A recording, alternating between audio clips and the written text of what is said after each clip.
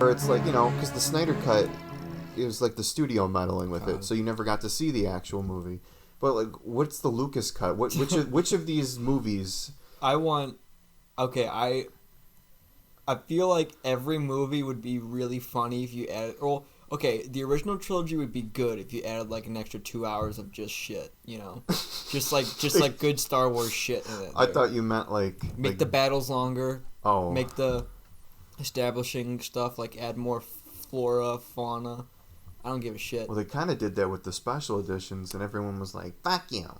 Hey, dude, I like that stuff. I like it. It's like it's atmospheric, But like, okay, the original or the prequel trilogy. Yeah. I feel like it'd be really bad and it'd be really funny if they did. If like Lucas came out and said, "I have my own movie cut. I didn't release this in theaters because they edited out 30% of the movie." That's kind of what he did, though. Like, when the first special edition came out, he was like, okay, don't want to... Or he was like, I'm sorry. When the first special edition came out, I was thinking ahead. He was like, okay, these are the versions, because I didn't have the technology back in the day to do what I wanted. These are, like, the versions of the movies I wanted to make. So he had a whole bunch of effects, added some scenes back in, and people were like, oh, okay. And then, there were some, like, horrible changes where he was adding in, like, weird dancers into Jabba's palace and more crap in Mos Eisley, and people were like, okay. And then in 2004, he's like, no, this is my real vision. And then in 2011, he was like, okay, this is my real edition. And the changes, I mean, we could do a whole thing on the changes, but it's just like so insane to where it's like, why was this needed, Yeah. I mean, they're not all bad, I would like to talk about that at some point, but yeah, well, that's the thing is like, if it was handled like now by not George Lucas and like, so like if Disney were to go back and like just film more stuff for, oh god, I don't know how that would be, but like I'm thinking like, okay, let's go ahead to the sequels. I don't know how much more stuff they could put in episode 9 because it's already saturated with so much stuff. I think maybe you could cut stuff out entirely or just like shorten it. Or make it like 2 hours longer and spend more time in each location and scenario. That's true. I mean, because, there was a whole bunch of like deleted stuff that they never released. Like, I don't think there's any deleted scenes on the Blu-ray. I want to believe that movie would have been good if they just like would have fleshed out every scene. I think it would be. Because like it would be like a giant epic finale. I mean, okay, the ending, not so much. You can't really fix a million Death Star Destroyers. Well, yeah. That's kind of like, okay. Death Star Destroyers. I don't know. But I'm thinking back now, and I might take that back because episode 9 I hate. You hate it? I hate episode 9. Well, you're a shill for Disney, so yeah, I'll suck their dick. Yeah. So, anyway, this whole talk about changes is getting into our topic today, which is 5 changes we would make. 5 changes going forward that we would like Disney to make. Either stuff they're doing behind the scenes or things that they're doing now, things that we think that going forward a change would benefit. Not even just like movies, but like Star Wars media. Yes. In general. Video games. I don't know if you have your stuff in order, like ranked. I don't. No. I kind of do. I kind of don't. I'm just going to go through my list. I'll go through it in the order I think it's important, but not. It's not like this is my most important thing. Like it matters to me more than anything. Yeah. Would you like to start? Okay, I'll start. No, go ahead. No, you go ahead. No, go ahead. Go ahead. No. Well, I have my notes ready. No, so, okay. Well, I have ahead. my notes open and ready. Unlike you, so here we go. Shut up. All right. Okay, so my number 5 is actually it fits with number 5 because I don't really want to talk about this like an insane amount because it's been beaten to death after episode 9 and the whole sequel trilogy came out, but it's plan out the stories. Now, you don't want to plan it out to the point where it's like so concrete that a director can't come in and change things or add ideas, or it's like, no, we have a plan for this, you can't change that. You want to have some creative freedom. Yeah. But I think when people say they wanted it planned out, it's like you look at Rey and a character arc where they knew definitively this is where she ends would have been better than, in this one, maybe she's a nobody, maybe she's something, and then it's definitively no one, and then it's definitively a Palpatine. Well, like I said in the episode 7 review, like I was like, oh, they're setting up so much cool stuff. Mm-hmm. Like by the end of episode 7, I was like, oh, I can't wait to see what happens next. You thought they were setting stuff up. I thought. Then that's the problem. They set up stuff that didn't know where to take it. If they had definitively, like, if they knew she was a Palpatine at the end, let's say that's that, you could have foreshadowed that so much better in 7 and 8, and you could have had that moment in 8 be sort of like almost like an anti-plot twist, like a way to throw you off, like a red herring kind of. Mm-hmm. So it's like the audience is thinking, no, but then at the end of the movie, subtly hint that maybe there is something there, maybe Kylo was lying or something like that. Maybe he has like a talk with General Hux and or something, and he hints that he lied to her or something like that. Yeah, or like if she knew her true parents, she has a nightmare and like she sees lightning every time, like she's in a nightmare, and it's like, what is that? It's like kind it's like of super obvious. I am the Emperor, and I'm alive. But yeah, just going forward, I think more planning of I guess they're kind of doing that. I can't say they're not. I'm assuming they're doing it with Mandalorian, with Grogu and what his whole thing is with why they need him. I'm assuming that's planned out. If it's not, I mean, I guess it's still working. But that's really all I have to say about that. People have been talking about that for 2 years, and I thought I'd just throw that out there. Yeah, that pretty much lines up with one of my points, too. Okay. It felt like with the Rise of Skywalker, it just felt like it didn't know. It was like my mind's mainly focused on the Rise of Skywalker when I thought of that point, because it just like feels like it's trying to retcon everything that happened in The Last Jedi, and The Last Jedi felt like it was trying to retcon everything that they were setting up in 7. So it was like it's almost like you can feel the different directors fighting against each other, and it's like, this is kind of like stupid. Yeah. So you're basically saying more consistency with like the vision as well. Mm-hmm. Okay.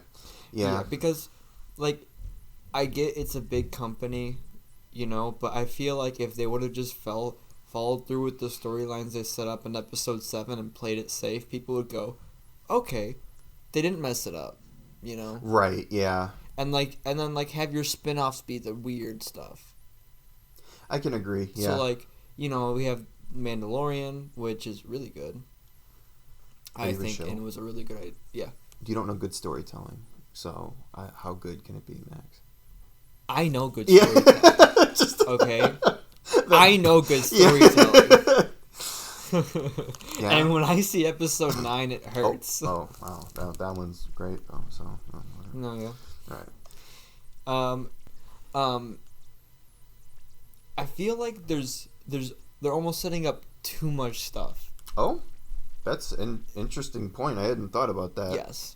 So, right now, with Mandalorian, Bad Batch, and, that's pretty much all that came out recently. Recently. That, going forward, Mandalorian, Bad Batch, and, I mean, they're obviously setting up stuff in, the books and comics as well. Mm-hmm. They aren't tying in, which is a point I have. But, that's... Well, if you think about Ahsoka as well, that's also setting up future things. They got the Rangers of the New... or I don't know if that got canceled. That's a complaint that I had with Mandalorian. Every single cameo, extra character coming in. Oh, remember this character? And it's it didn't, ruin the show, but it's what are they going to do with Ahsoka now? Yeah. Because if they do nothing, people are going to go, oh, was that it? That's what I'm curious about. They're setting up this, Thrawn Ezra thing, because at the end of Rebels, they're gone, and she's trying to help Sabine find Ezra. So I'm guessing the show is going to be her doing that. Mm-hmm. But then they also said Hayden Christensen's coming for the show, which I can only assume he's a Force ghost, or it's a flashback. Either way, I'd be happy with it. But yeah, it's like they're setting up this big Thrawn thing. I feel like Mandalorian's going to tie in that. Also, Book of Boba Fett. I feel like that's going to Did they cross confirm over. a new Mandalorian season? And next year. Okay. Book of Boba Fett. Book of Boba Fett. Yeah, Book of Boba Fett is coming out Book in of lieu Boba. of that. I'm sorry. Baby talk is so fucking funny to me. Book of Boba Fett. I was gonna say. All right. Anyway. So they're just setting up. You feel like they're setting up too much stuff without. What's the caveat? Like, the story itself isn't good, or they're just. I don't have faith in them. Oh, okay, yeah. Well, I don't have faith in them. Yeah. They've ruined my trust in them with episode 9. You really don't like The Rise of Skywalker. No, it retroactively ruined 7 for me. Oh. I really liked episode 7. I was like, this is a good start. I like the beginnings of stories a lot. Did 8 not ruin 7 for you? I'm just curious. Because a lot of people say that, or said that, I guess, at the time. I wasn't ruined. Okay. I still had a little hope left for episode 9. I was like, maybe they'll make something out of it. And then they were like, no. And then they just like cut everything that was done in there. Yeah, it's flip-flopping. And it's like, you can technically look at it as like Kylo Ren said her parents were nothing. Well, he didn't really mean nothing. And it's like, okay, yeah, whatever. I feel like everyone saw that coming. Yeah, whatever. When people bullshit. didn't like it, he had like an out. But yeah, it's like you can feel like Twitter like watching over this movie. Yeah, it's like you have people like big man children going, man, I don't like that race of Miss Daisy, and then they're like, oh, we'll make her nothing. And then, Miss Daisy, or what is that? A Mary Sue. Her name is Daisy. A Miss Daisy. What is that? What the fuck is that? That's her name, I guess. Yeah, I can agree with that to an extent, although I do like, if there is a plan in place, I do like that they are foreshadowing something, because I just recently re-listened to the Thrawn trilogy, like the new books, and the way he's kind of like an anti-hero in those compared to Rebels, where he's kind of not, he's kind of just more malevolent because you need a villain, but I'd be curious to see what they do with him now that the Empire's gone. If they do make him a straight up villain, I'll be a little disappointed. But I don't know. Maybe he and Ezra are like working together. But anyway, That's pretty much it for my other. Another minor thing that I have, but it's just kind of. I'll explain. It's bring the opening crawl back for things that aren't just the numbered movies. I mean, we grew up in an era where there was tons of video games, comics, books. They all had an opening crawl. You play the Bounty Hunter game, opening crawl. I think Republic Commando did not. But, a majority of them, Jedi Starfighter, all had an opening crawl. It's something that makes Star Wars, unique in and of itself. Because, not that the crawl itself is unique, because that was in other movies, but, like, you can't have text flying up without someone thinking of Star Wars, that main theme playing. And it makes Star Wars special, and it's a good way to get some exposition going for people that don't know or get a sense of the time period, because there's just so much stuff. But for whatever reason, starting with Rogue One, I think they wanted to make it different. They just stopped doing the opening crawl, and it just sort of starts like boom, and it kind of is a little disappointing, especially because I feel like that movie, there's a book that takes place before, it's like super important, but they barely reference it. Yeah. And I feel like having that context in a crawl would really benefit the film. And I mean, they kind of did that in Solo. They realized they needed a crawl. They had that blue text because they couldn't just have an opening crawl anymore. And Fallen Order doesn't have one. Squadrons doesn't have one. So, I mean, it's a very minor point. I mean, even the new comics have it. And some of the books have like the 3 paragraphs. Yeah. And I think I would just like to see that again because it's something that makes Star Wars, gets you excited. No, that kind of ties into my next point, but I'll comment on yours first. I'm basically done. Okay. That was what I was gonna say. Yeah, but like the opening crawl is I like Star Wars a lot because it What? I am finished. Yeah. No. I was going. Anyway. It's very immersive. Mm-hmm. So like the opening crawl is like right at the starting point. It's like. It's an attention getter. Yes.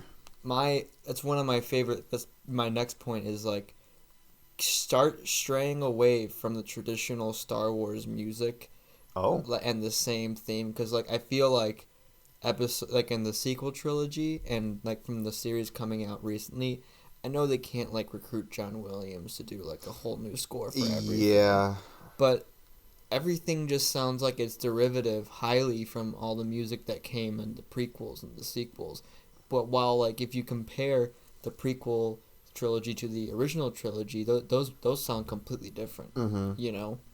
But it sounds like it could fit. You know what I Yeah, mean? and Same then episode universe. 9, it all just sounds like some stuff that you would hear. It just sounds like John Williams took like his scores and like rubbed some stuff out with an eraser and changed some notes. He tried to go, from what I heard, like all out because it was going to be his like the finale. So he just tried to put everything everywhere. And I agree. I like listening to it, but I agree it doesn't really work as well as some of the other scores. No, Um, and so I want to hear them get like I don't know, do something new, something wacky, like the MCU's being so weird. Let Star Wars be weird. yeah. Well, they got the guy who did Thor Ragnarok. He's making his own Star Wars movie, and it's supposed to be I think a straight up comedy. It's going to be like something completely different. So you might be getting your wish. They haven't really said anything about that as of right now, but I want a dark and gritty Star Wars movie, one where they kill people. yeah, Rogue One. Talking about that Rogue One. I want to see them commit war crimes. You know. They kind of did, right? Oh, that's the Clone Wars. Never mind. Well, the Empire commits war crimes, like burning people alive. It's their people. They can do whatever they want. They own it. Yeah. My next point again. These points are brief, but again, they matter. We talked about this in an entire episode. I just have better comedy. This might be my most important point, other than well, I guess my other two. I guess this sits right in the middle. Rise of Skywalker, for all its faults, I think has the best comedy of all the new movies. Mm-hmm. And then I'd probably go Solo.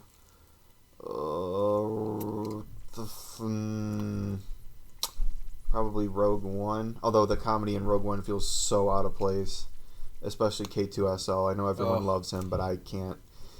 I mean, he's fine. He serves his point.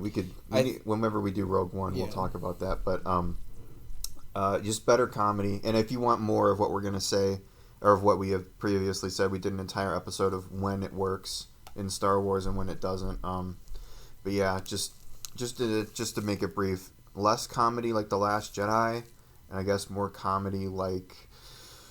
I feel like Clone Wars did comedy pretty good. More like that. Even Rebels had some good comedy. I think Star Wars is better with situational comedy than it is like joke telling. Yeah. So like. Well, I don't know. I think about Chewbacca and the Porgs. They just stop the movie. Stop pausing the movie for a fucking joke. How about that? That's my thing. Okay, yeah. I agree with that. If that scene had been quick, like he was about to eat it, he saw the Porg and then threw it, and then it just cut. I mean, it still wouldn't have been good, but it would have been quick. But no, they fucking pause, and then more Porgs come, and he doesn't even fucking eat it.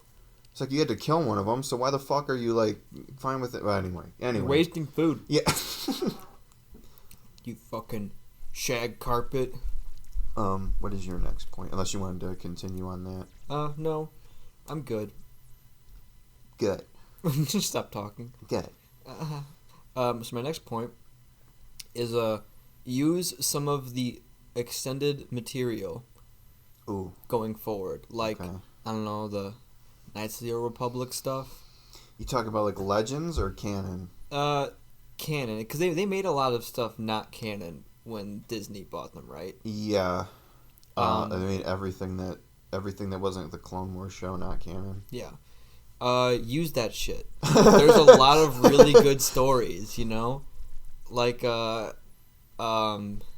Disciple isn't considered canon then, right? No, it is. It is? Yeah, that came out after the buyout. Oh, yep. Yeah, Okay. so that's fine. But, I know what you mean, though. But no, I mean, even using that, you should put that into a story. I mean, they kind of used a little bit of that with, there was something called Dark Empire where Palpatine got cloned and there were clone bodies and his spirit inhabited them. So yeah, and then Palpatine made a bunch of Snokes in the test tube hey, with his hey, cone. hey, it's my buddy Snoke you're talking about, Yeah, Snoke. asshole. No. He's a But fucking piece of shit. yeah. um, I can agree. I mean, they've been kind of piecemealing it back. That's my problem with the second season of Rebels is that most of the episodes feel like, oh, here's this ship back, here's this ship back, here's this character, Yeah, here's this thing. it's Here's never a name anything drop. with any substance to it. Right. It's like, oh look, here's the clone commandos, here's Delta Squad. There they and then go. they say it's not actually Scorch, it's someone inspired by him. So it's like, what's the point? Like, Yeah. why even put it in there? Like, it's not going to make me happy to be like, oh, it's someone that looks like Scorch. It's like, I'd rather have it be the character. Is it like a licensing issue thing? No, they just don't want to commit. They don't want to, I guess that's a secret sixth point, is commit to shit. All this, like, pussyfooting around of, like that. It's like, okay, they want to have the reaction of, oh, we're bringing back an old character without actually having to commit of this character was here at this time, because then you're limiting yourself for future stories. It's like, oh, well, where's the rest of the squad? You know, but yeah, I think they've reintroduced a lot of stuff, and like hinted at other things like Darth Plagueis, for example. He's still canon because of Revenge of the Sith, but that book isn't. But there's like pieces of the book that are like canon, so it's like ambiguous. And I'd rather, I know they said it wasn't canon, but they keep hinting that like elements are. So it's like, okay, which is it? But I get what you're saying. Yeah, there's a lot of good stuff out there that I feel like they haven't been taking advantage of. Yeah, instead of making stuff like Episode 9. So, but I digress. It all comes back to Episode 9. I digress. Let's see. My next point kind of bleeds into that. Connect the material better. The canon stuff. So, like, I mean, people have mentioned this. It's like, in the old books, you'd have these big events happening in comics and novels, and now it's sort of like, you know, the Tarkin book is a story about Tarkin, and it doesn't really matter or connect to anything, but hey, you learn more about the character. And then it's like, oh, A New Dawn is about Kanan and Hera before Rebels, and it's how they met, but they never mention it. It doesn't really play into anything, and you know, it's like those Thrawn books that I was talking about that I had listened to. Yeah. They take place during the timeline of Rebels, but Rebels is the thing that gives those books, like, its outline. It's not the other way around. So, like, when Rebels mentions something, the book has to adhere to that. You know, it's not like the book is going to affect it. Yeah. And it's like, nothing really seems to, you know, well, okay, I shouldn't say that. When it is connected, like in Mandalorian or Bad Batch, they like, oh, the Kanan comic. They kind of just steamroll over it. Mm-hmm. It's like, oh, Cobb Vanth, the guy who has Boba Fett's armor, he was in Aftermath, and it's like, well, we'll just steam over his thing, but we're going to bring the character in. It's like, okay, why not just have it the way it is? Why do you feel like you need to pave over someone else's work when it's not even that much better? There's like no difference. Didn't they do that with Kanan being in Bad Batch? Yeah, like they completely changed his story. I was kind of surprised when he showed up. I was like, okay, is this like after? And then I reread the comic. I'm like, this does not line up at all. And, you know, if they're going to say everything is canon and consistent, like why bother? Why retcon if you're going to do everything that? is canon. Fuck you. But you get what I'm saying. Like, have the books matter, have them be referenced more, have the comics be referenced more. And maybe it's just because I read them, but I would, you know... No, yeah. I'd like to know that it matters. If you're going to make, like, other material for a series, you should at least make them, like, consistent with their plots and their lore. Or worthwhile, you know? Yeah. Like, the High Republic is great, but I don't think that shit's going to be addressed at all. And like anything, you know what I mean? Yeah. Maybe like a mention of the word High Republic, but they're not going to mention any characters or, you know, or like, you know, like I don't want to keep dwelling on this, but there's this series of books called Journey 2, and they put these books out before 7, 8, and 9, and it was supposed to be like hints of like, oh, you know, there's this book about Leia before Last Jedi, like when she's a princess, and it's like, okay, well, hold those in here and crates in here. but it's like they don't like matter at all. Yeah. You know what I mean? It doesn't connect. And you shouldn't have to read that stuff, but it just feels like it's just fluff. Like it doesn't matter. You want to be rewarded for being a fan and reading this stuff and learning more information. Like I'll end it with this. There was a book called Spark of Resistance. It was about Rey, Rose, and Poe in between 8 and 9. They were just going on this adventure and they found this First Order weapon, and I think they took it with them. But like, how cool would it have been if just on the Resistance base in the background that weapon was just sort of sitting there and maybe some people were tinkering with it. Again, it's just something like a fan is going to catch. But anyway, that is my mini rant. I think that's my second point, and we're almost at number 1. Ooh. Anyway. Well. Anyway, Max. Good point. Maxwell. Good point. Hurry up. Okay. What's your last point? My last point? I think it's your last point. I'll give 2 more. It's minor. Mine's a minor point. I hardly know her. Anyway. All right, keep going. Go! Stay away from sand planets, please. Okay. I am sick of seeing sand. I want to see something else. Like, if anything, the prequels had really cool locations. Oh, yeah. We've been on... We talked about that at length before. Yes, like the Red Rock Geonosis. Mm-hmm. It's kind of a desert, but it's cool. It's enough different stuff in there. I'm just like... Stay away from Tatooine, I guess, on that point as well. But, Book of Boba Fett's going to be exclusively on... I know. And the Obi-Wan show. And it's like, bro, stop. I know. I want to see something else. I legit feel like Rey. I'm like, I've never seen this much green before. And I'm like, well, yeah. I've never seen this much sand Neither before. have I. Yeah. The only time it bugged me was Pasana in Episode 9, that sand planet. Because it just was not different enough. But Jakku, just because of the extra material, knowing that like the battle that took place there, I can kind of forgive it. Although, it really is just Tatooine too, for all intents and purposes. But it's got like a different culture and everything, so I can exclude that because there's going to be more than one sand planet. But I get what you mean. There's just a plethora, and we keep returning to the sand planets, and it's just like, all right, I'm good. It goes back to just like, give us new things, give us some new ideas. Okay, get out of the OT era, original trilogy era, specifically the era between Revenge of the Sith and A New Hope. We have, by the end of 2022, we will have 2 movies that take place there, Rogue One and Solo. Mm-hmm. We have 3 TV shows, that's Andor, Obi-Wan, and Rebels, all with the exception of Rebels, all multi-season shows. We have a ton of books. We have most of the new video games. Fallen Order takes place there. Squadrons has a couple levels there. Let's see, there's multiple Darth Vader comic runs in between that time. There's just so much material in between Revenge of the Sith and A New Hope. And I get it. I mean, that's like the Imperial Reign era, and you're going to want to tell stories there, which is fine. But it just seems like there's so much, and I feel like that's why people talk about Star Wars fatigue, is just because you're getting X-Wings, TIE Fighters, Stormtroopers, Rebellion, Empire. AT-STs, AT-ATs.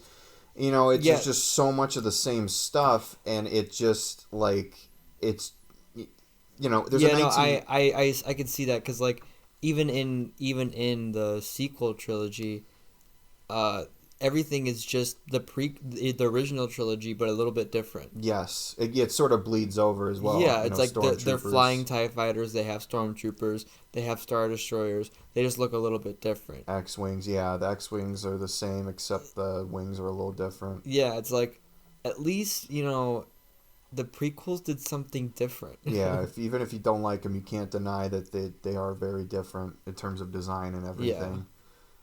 And I feel like it's almost just lazy sticking to that source material, which is like at least like the spin-off shows are doing like they're like using designs from like old concept art or whatever. Mm-hmm. Like Rebels is like Yeah. like the characters were the original cast in the Millennium Falcon or whatever, and it's like that's cool. That's taking from the source. Right. Um, I don't know, and I feel like it was just kind of lazy to do all this.